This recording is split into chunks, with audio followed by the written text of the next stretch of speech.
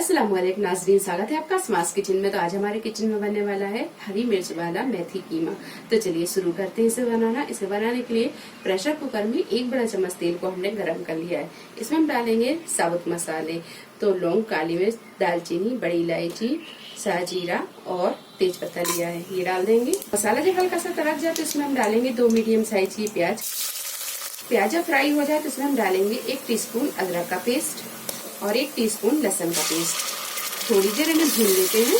अदरक और लहसुन जब अच्छे से भून जाए तो इसमें हम डालेंगे आधा किलो मटन का कीमा। इसे हमने अच्छी तरह धो लिया है। कीमे को 3 से 4 मिनट भूनने के बाद में इसमें हम डालेंगे हरी मिर्चों का पेस्ट। तो हमने यहाँ पर 4 से 5 हरी मिर्च ली और इसे मोटा मोटा पीस लिया, ये डाल देंगे। हाफ टी स्पून हल्दी पाउडर, 2 टेबल स्पून धनिया पाउडर, हाफ टी स्पून लाल मिर्च पाउडर, 3 से 4 मीडियम साइज के टमाटर, इन्हें हमने बारीक काट लिया है, ये डाल देंगे। और 1 चम्मच के करीब नमक, या नमक आप अपने टेस्ट के हिसाब से भी डाल सकते हैं। ये सारी चीजों को थोड़ी देर भून लेंगे। 4 से 5 मिनट मसाले को भूनने के बाद में इसमें हम डालेंगे 1 कप पानी। अच्छे से करेंगे इसे मिक्स। कीमे को हम प्रेशर कुकर में बना रहे हैं तो 1 कप पानी डाला है। अगर आप कढ़ाई में कीमा बना रहे हैं तो 1 से 1.5 गिलास पानी डाल दें। अब इसका लगाएंगे हम ढक्कन और 2 से 3 सीटी हम इसमें लगा लेते हैं, क्योंकि ये कीमा है तो ये जल्दी गल जाता है। कीमा अच्छी तरह गल गया है तो गैस को हम चालू करेंगे और इसे हम भून लेंगे।